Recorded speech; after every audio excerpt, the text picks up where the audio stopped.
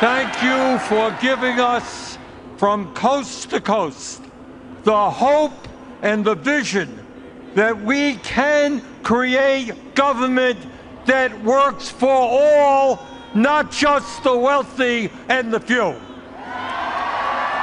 The posters that appear all over Burlington, Vermont's largest city, population of 3,700, in the winter of 1980 and 1981, were arresting and provocative. They showed an old map of the city with a label slapped across it that read, "For sale." A bold slogan across the top, in turn, proclaimed that Burlington is not for sale. And smiling amiably in the right-hand corner was the youngish, fairly well-known face of Bernard Sanders, sans tie, open-collared, almost endearingly shy and unpretentious. The onlooker was enjoined to rescue Burlington by voting for Bernie Sanders for mayor. Sanders, the longtime gubernatorial candidate of Vermont's Maverick Liberty Union, was now challenging Gordy Paquette, an inert Democratic fixture in City Hall, who had successfully fended off equally inert Republican opponents for nearly a decade. That Sanders won this election on March 3rd, 1981 by only 10 votes is now a Vermont legend that has percolated throughout the country over the past 5 years. What gives Sanders almost legendary qualities as a mayor and politician is that he proclaims himself to be a socialist, to many admiring accolades, a Marxist, who is now in the midpoint of a third term after rolling up huge margins in 2 previous elections. From a 10-vote lead to some 52% of the electorate, Sanders has ballooned out of Burlington in a flurry of civic tournaments that variously cast him as a working-class hero or a demonic Bolshevik.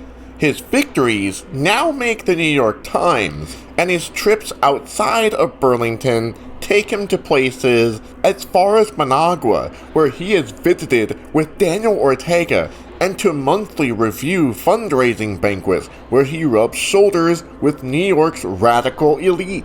Sanders has even been invited to the Socialist Scholars Conference, an offer he wisely declined. Neither scholarship nor theory is a Sanders forte.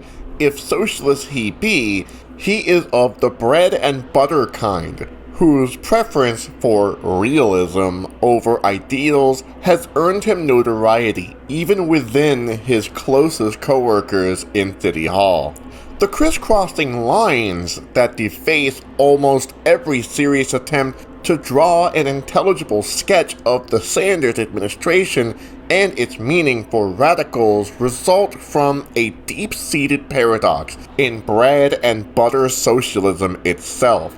It trivializes this larger issue to deal with Sanders merely as a personality or to evaluate his achievements in the stark terms of lavish praise or damning blame. A sophomoric tribute to Sanders' doing in the Monthly Review of a year ago was as maladroit as the thundering letters of denunciation that appear in the Burlington Free Press. Sanders fits neither in the heaven-sent roles he is given in radical monthlies, nor the demonic ones he acquires in conservative letters to moderate dailies. To dwell heavily on his well-known paranoia and suspicious reclusiveness beclouds the more important fact that he is a centralist, who is more committed to accumulating power in the mayor's office than giving it to the people.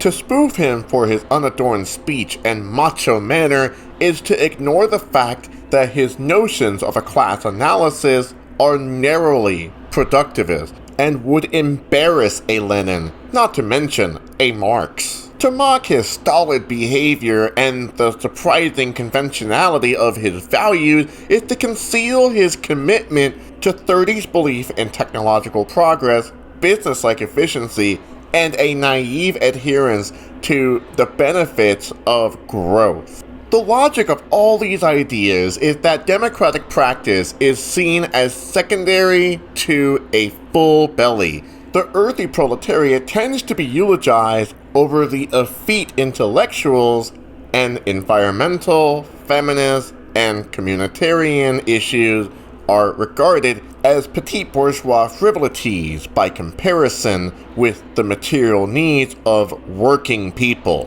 Whether the two sides of this balance sheet need to be placed at odds with each other is a problem that neither Sanders nor many radicals of his kind have fully resolved. The tragedy is that Sanders did not live out his life between 1870 and 1940, and the paradox that faces him is, why does a constellation of ideas that seemed so rebellious 50 years ago appear to be so conservative today?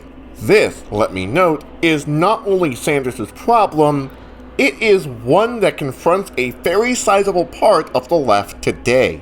Sanders is by no means the sole focus of this paradox. The fact is that Sanders' problem, personal as a theme, really reflect the problems that exist in Burlington itself. Contrary to the notion that Vermont is what America used to be, the state, and particularly Burlington, is more like what America is becoming than what America was. The major corporations in the city and its environs are IBM and GE, and the GE plant in Burlington makes the only Gatling gun in the United States, a horrendous fact that should by all rights trouble any socialist mayor. The Old North End, Sanders' Sans-Culotte wards, numbers 2 and 3, consist in large part of homebred Vermonters who work in service, repair, and maintenance jobs when they have jobs at all. The remaining 4 wards are filled with newcomers to the city and with elderly people who have the luck to own their homes. Basically, middle class in work and values. The form a peppermix of old Vermonters and new professionals, a term that embraces anyone from insurance brokers, real estate operators, and retailers to doctors, lawyers, and professors.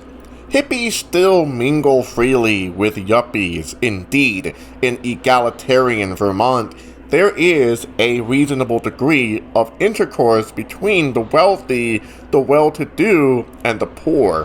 What is most important, Burlington is a town in frenzied transition, a sleepy little place some 15 years ago with bacon and egg diners, hardware stores, clothing emporiums, and even a gun shop in the center of town. It is becoming a beehive of activities. Electronics in all its forms is moving into Vermont together with banquets, inns, hotels, office buildings, educational institutions, and in Burlington particularly, a thriving academic establishment that draws thousands of students and their parents into its commercial fold.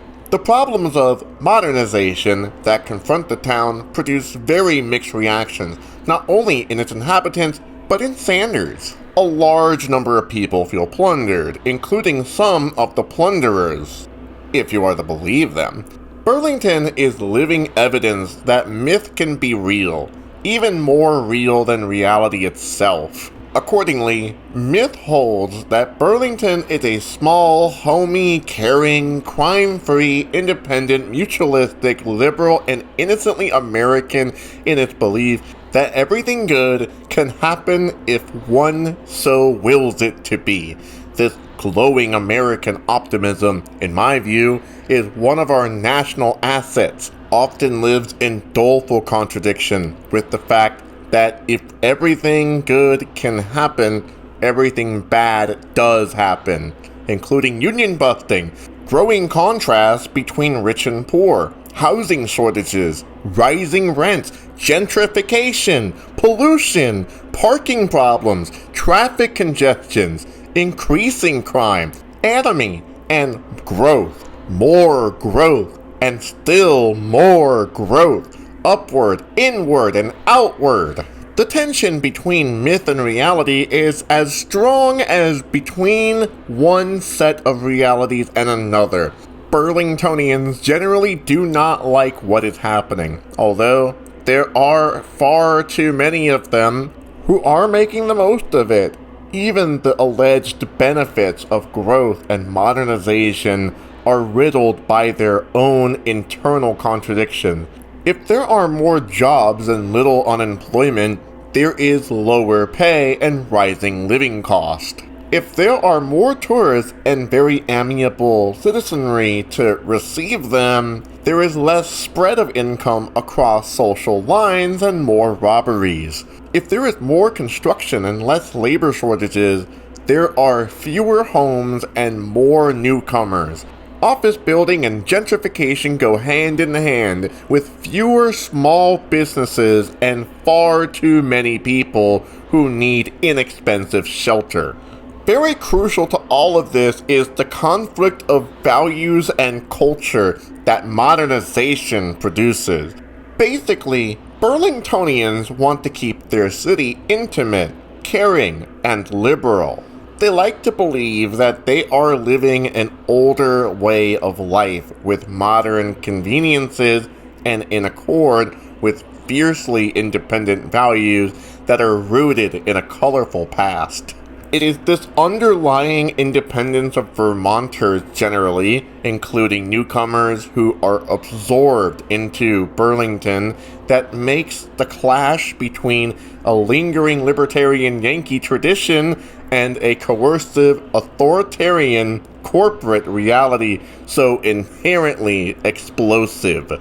Ironically, Bernard Sanders owes his present political career to the irascible public behavior this libertarian tradition produces, yet he understands that behavior very little. To Sanders, Burlington is basically Detroit as it was 2 generations ago, and the fact that the town was not for sale in 1981 carried mixed messages to him and his electorate. To the electorate, the slogan meant that the city and its values were priceless and hence were to be guarded and preserved as much as possible.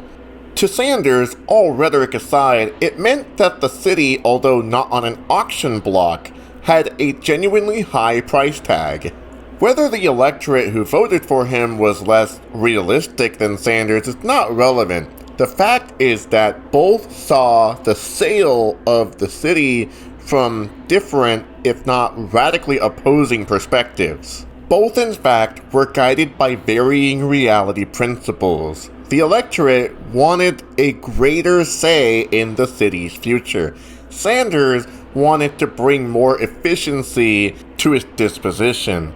The electorate wanted to preserve the city's human scale and quality of life. Sanders wanted to grow according to a well-designed plan and with due regard for cost effectiveness.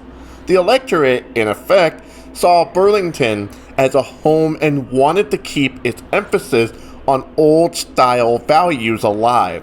Sanders, together with many of his opponents, saw it as a business and wanted its growth to be beneficial, presumably to working people. This is not to deny that Burlington has a fair share of economic predators and political operators, or that property taxes are very important and material problems ranging from shelter to the cost of food are very real. But this town also has a deep sense of municipal pride, and its highly independent and even idiosyncratic population exudes a form of local patriotism that fades as one approaches larger, less historic, conscious, and less environmentally oriented communities. Sanders would never admit that for Burlingtonians, the electorate's independence has begun to clash with his fading regard for democratic practice, that technological progress and structural growth can arouse more suspicion than enthusiasm, that the quality of life runs neck and neck as an issue with material benefits. Indeed, for Sanders and his administration, the two are not necessarily identical. 30s socialism is notable for the fact that it rescues the marketplace from anarchy. Not that it necessarily challenges the market system as such and its impact on the city. In Sanders' version of socialism, there is a sharp business orientation towards Burlington as a well-managed corporate enterprise. Herein lies the greatest irony of all rhetoric aside. Bernard Sanders' version of socialism is proving to be a subtle instrument for rationalizing the marketplace, not for controlling it, much less threatening it. His 30s type radicalism, like Frankenstein's monster, is rising up to challenge its own creator. In this respect, Sanders does not make history. More often than not, he is one of its victims. Hence, to understand the direction he is following and the problems it raises for radicals generally, it is important to focus not on his rhetoric, which makes his administration so alluring to socialists inside and outside of Vermont, but to take a hard look at the reality of his practices. Sanders' claim that he has created open government in Burlington is premised on a very elastic assumption of what one means by the word open. That Sanders prides himself on being responsive to underprivileged people in Burlington who are faced with evictions, lack of heat, wretched housing conditions, and the ills of poverty is not evidence of openness. That is, if we are to assume the term means greater municipal democracy and public participation. What often passes for open government in Sanders' cosmos is the mayor's willingness to hear the complaints and distress signals of his clients and courtiers, not a responsibility to give them any appreciable share of the city's government. What Sanders dispenses under the name open government is personal paternalism rather than democracy. After 6 years of Sanders' paternalism, there is nothing that resembles Berkeley's elaborate network of grassroots organizations and councils that feed into City Hall. When it comes to municipal democracy, Sanders is surprisingly tight-fisted and plays his cards very close to his chest. Queried shortly after his 1981 election on a local talk show, You Can Quote Me, Sanders was pointedly asked if he favored town meeting government, a very traditional form of citizen assemblies that had deep-seated roots in Vermont townships. Sanders' response was as pointed as the question. It was an emphatic no. After expressing his proclivities for the present aldermanic system, the mayor was to enter into a chronic battle with the Republican Board of Aldermen over appointments and requests that were to be stubbornly rejected by the very system of government that had his early sanction. Sanders' quarrels with the Board of Aldermen did not significantly alter his identification of open government with personal paternalism. As an accepted fixture in Burlington's civic politics, he now runs the city with cool self-assurance, surrounded by a small group of a half dozen or so aides to formulate his best ideas and occasionally receive his most strident verbal abuse. The Mayor's Council of the Arts is a hand-picked affair, whether by the mayor directly or by completely dedicated devotees. Similarly, the mayor's youth office. It is difficult to tell when Sanders will create another council, or more appropriately, an office, except to note that there are peace, environmental, and gay communities, not to speak of unemployed, elderly, welfare, and many similar constituents who have no mayor's council in City Hall, nor is it clear to what extent any of the existing councils authentically represent local organizations and or tendencies that exist in the subcultures and deprived communities in Burlington. Sanders is a centralist, and his administration, despite its democratic proclivities, tend to look more like a civic oligarchy than a municipal democracy. The neighborhood planning assemblies, which were introduced in Burlington's 6th Ward in the autumn of 1982 and have been widely touted as evidence of grassroots democracy, were not institutions that originated in Sanders' head. Their origins is fairly complex and stem from a welter of notions that were floating around Burlington in neighborhood organizations that gathered shortly after Sanders' 1981 election to develop ideas for wider citizen participation in the city and its affairs. That people in the administration played a role in forming assemblies is indisputably true, but so did others who have since come to oppose Sanders for positions that have compromised his pledge to the electorate. Bernard Sanders' view of government appears in its most sharply etched form in an interview the mayor gave to a fairly sympathetic reporter of the Burlington Free Press in June of 1984. Headlined, "Sanders Works to Expand Mayor's Role," the story carried a portrait of the mayor in one of his more pensive moods with the quote, "We are absolutely rewriting the role of what city government is supposed to be doing in the state of Vermont," end quote. The article leaped immediately into the whole thrust of Sanders' version of city government. Quote, "To expand and to strengthen the role of the mayor's office in city government," end quote. This process has been marked by an expanding city hall staff, an increased role in the selection of a new fire chief, a similar role in the police department, and in development issues such as the proposed downtown hotel.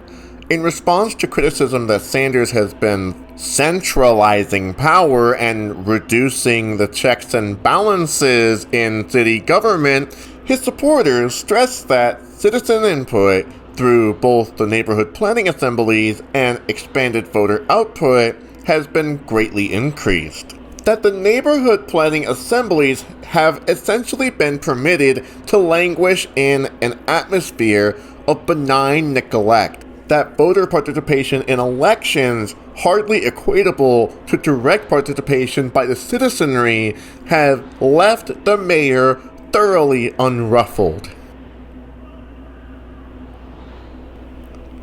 A fair consideration of the results produced by Sanders' increased role in city affairs provides a good test of a political strategy that threatens to create institutional forms of a Burlington's version of New York's Mayor Koch. The best case for the mayor appears in the Monthly Review of May 1984, where a Pollyanna article written by Beth Bates, a writer and farmer, celebrates the virtues of Sanders' efforts as socialism on a local level, followed, I might add, by a prudent question mark. Like Sanders' own claim, the main thrust of the article is that the socialist administration is efficient. Sanders has shown that, quote, radicals too can be fiscal conservatives even while they are concerned that government does the little things that make life more comfortable, end quote, like street repair, volunteer aid to dig paths for the elderly after snowstorm, and save money. The administration brings greater revenues into the city's coffers by modernizing the budgetary process, principally by investing its money in high-return institutions, opening city contracts to competitive bidding, centralizing purchasing, and slapping fees on a wide range of items like building permits, utility excavation, private fire and police alarms, and the like. That Sanders has out-Republicaned the Republicans should not be taken lightly. Viewed in terms of its overall economic policies, the Sanders administration bears certain fascinating similarities to the Reagan administration. What Sanders has adopted with a vengeance is trickle-down economics, the philosophy that growth for profit has a spillover effect in creating jobs and improving the public welfare. Not surprisingly, the city's 1984 annual review of the Community and Economic Development Office, a Sanders creation, really begins with a chunky section on UDAG spur development. UDAGs are urban development action grants that are meant to leverage commitments to growth by the private sector.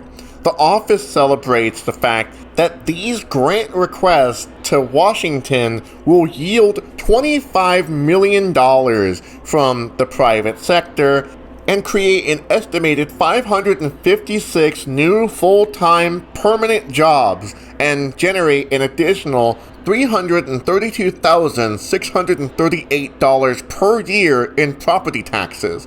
Among its many achievements, the grant will help the owners of the Radisson Hotel in Burlington, an eyesore that is blocking out part of Burlington's magnificent Lakeview, a corporate playground, if there ever was one, expand their property by 57 guest rooms and an additional 10,000 square feet of meeting and banquet space. A new 505-space parking garage with covered access to the hotel will be constructed. The Radisson Hotel will now be able to accommodate regional and association conventions. The project also includes expansion of retail space, 32,500 square feet within the Burlington Square Mall. Construction has begun, and the project is scheduled for completion in late 1985.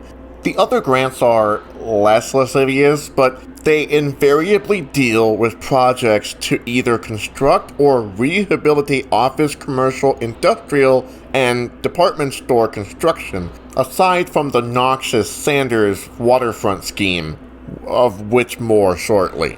One seriously wonders who this kind of descriptive material is meant to satisfy. Potential employees who sell their labor power for minimum wage rates in a city that is notoriously closed to unionization, the old North Enders who are recipients of scanty rehabilitation funds and a land trust program for the purchase of houses, an innovative idea that is still to fully prove itself out, a few small businessmen who have received loans to develop their enterprise, or others who have had their facades improved in what Sanders celebrates as an attempt to revitalize the old North End, an area that is still one of the most depressing and depressed in Vermont. The ill-housed and elderly for whom the office building sprees make the limited amount of low-income housing construction seem like a mockery of their needs, apart from the condos and so-called moderate-income houses that have surfaced in part of the city. Housing for the underprivileged is not a recurring theme in Sanders' speech except when the mayor is on an electoral warpath. After a tentative stab at some kind of rent control, which was defeated at the polls on the heels of a huge propaganda blitz by well-to-do property owners, the administration has been reticent about raising rent control issues generally, let alone making a concerted effort at educating the public about them. Burlington, in effect, is witnessing what one journalistic wag has appropriately called gentrification with a human face. Indeed, such crucial issues as housing for the poor and elderly, unionization for the grossly underpaid, environmental deterioration, and the rapid attribution of old, social, useful, small concerns that can no longer afford the soaring downtown rentals all have taken second place during the past year to big structural schemes like a waterfront plan. More so than any other Sanders proposal, this plan has opened a long overdue schism between the mayor and his popular supporters in the Old North End, the most radical constituency in Burlington. Sanders' waterfront plan is burdened by a highly convoluted history that would take an article in itself to unravel. The 24.5-acre property, owned partly by the Vermont Central Railroad, the Alden Corporation, a consortium of wealthy locals, and the city itself, faces one of the most scenic lakes and mountain areas in the Northeast. Paquette, Sanders' predecessor, planned to develop this spectacular site with high-rise condos. Sanders has made the demand for a waterfront for the people, a cardinal issue in all his campaigns. Civic democracy was ostensibly served when an open meeting was organized by the administration in February 1983 to formulate properties which the public felt should be reflected in any design. Broken down by wards and the neighborhood planning assemblies fashion, the meeting's priorities centered around walkways, open space, public access, restaurants and shops, even a museum and wildlife sanctuary, and, in addition to similar public amenities, mixed housing. Whether these priorities could have been met without a UDAG is highly problematical. What is fascinating about Sanders' response, even before the UDAG was refused, was the clutter of structures that grossly compromised the whole thrust of the public's priorities. A second version of a Radisson-type hotel, a retail pavilion that spanned half the length of the city's pedestrian mall, a 1,200-car parking garage, an office building, a narrow public walkway along the lake, and an ambiguous promise to provide 300 mixed housing units, presumably available for low and moderate income and or handicapped people. Even so, this housing proposal was hedged by such caveats as, to the extent feasible, and the need to acquire below-market financing and rent-level subsidies. Following the refusal of the UDAG, the plan resurfaced again from City Hall with two notable alterations. Mixed housing disappeared completely, even as a promise, to be replaced by 150 to 300 condos priced at $170,000 to $300,000 each. A typical Burlington house sells for $70,000 to $80,000, and public space, meager to begin with, was further attenuated. From a residential standpoint, the quote-unquote waterfront for the people had become precisely the enclave for the rich, one of the verbal thunderbolts Sanders had directed at the Paquette proposal. The privileges accorded by the waterfront plan to moneyed people are a reminder that only token aid has been provided to the poor. The methods employed by Sanders to engineer public consent for the plan have been especially offensive. The blitz of ads favoring the mayor's and Alden Corporation's version of the scheme, in which Sanderistas found their names listed with those of the most notorious union busters in the state, stands in sharp contrast with the relatively weak campaigns launched by City Hall on behalf of rent control and improved housing.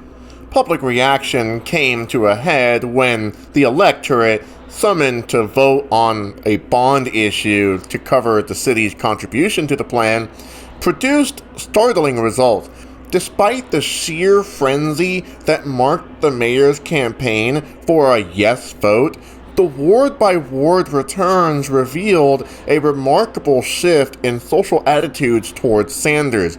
Although a 2/3 majority is needed to carry a bond issue in Burlington, Wards 2 and 3 of the Old North End voted down the bond issue flatly.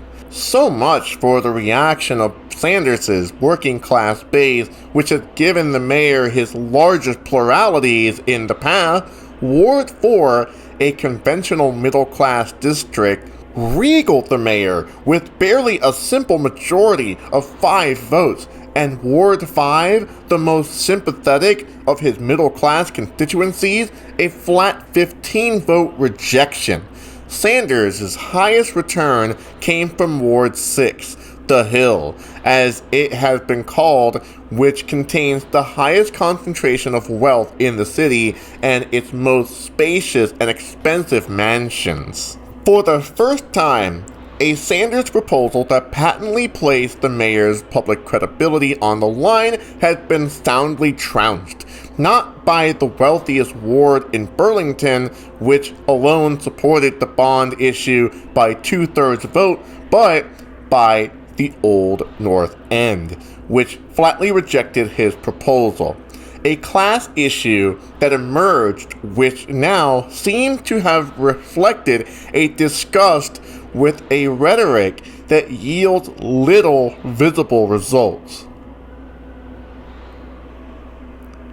The ultimate effect of Sanders' aging form of socialism is to facilitate the ease with which business interests can profit from the city. Beyond the dangers of an increasingly centralized civic machinery, one that must eventually be inherited by a Republican administration, are the extraordinary privileges Sanders has provided to the most predatory enterprises in Burlington. Privileges that have been justified by a socialism that is committed to growth, planning, order, and a blue-collar radicalism that actually yields low-paying jobs and non-union establishments without any regard to the quality of life and environmental well-being of the community at large. Bernard Sanders could have established an example of a radical municipalism, one rooted in Vermont's localist tradition of direct democracy, that might have served as a living educational arena for developing an active citizenry and a popular political culture. Whether it was because of a shallow productivist notion of socialism oriented around growth and efficiency, or simply personal careerism, the Burlington mayor has been guided by a strategy that sacrifices education to mobilization and democratic principles to pragmatic results. This managerial radicalization, with its technocratic bias and corporate concern for expansion, is bourgeois to the core, and even brings the authenticity of traditional socialist canons into grave question. A recent Burlington Free Press headline, which declared, quote, "Sanders unites with business on waterfront," end quote, could be taken as a verdict by the local business establishment as a whole that it is not they who have been joining Bernie Sanders, but Sanders who has joined them. When productivist forms of socialism begin to resemble corporate forms of capitalism, it may be well to ask how these inversions occur and whether they are accidental at all. This question is not only one that must concern Sanders and his supporters. It is a matter of grim concern for the American radical community as a whole. Thank you all for listening. Let me know if this is something that you'd like to see more of on my channel, where I read anarchist essays. I don't want to read entire books because I feel like that is biting way too much more than I can chew. But I feel like analysis like this, that is specifically about gentrification, which is an issue that is still pressing to this very day, especially by a politician that champions himself as a hero to the working class, continues to feed with any lack of self-awareness. Additionally, I want to hear what you guys have to say in the comments section below. I'm kind of curious what y'all are going to be discussing about in regards to the material I just read. So anyway, thank you all. Have a great day.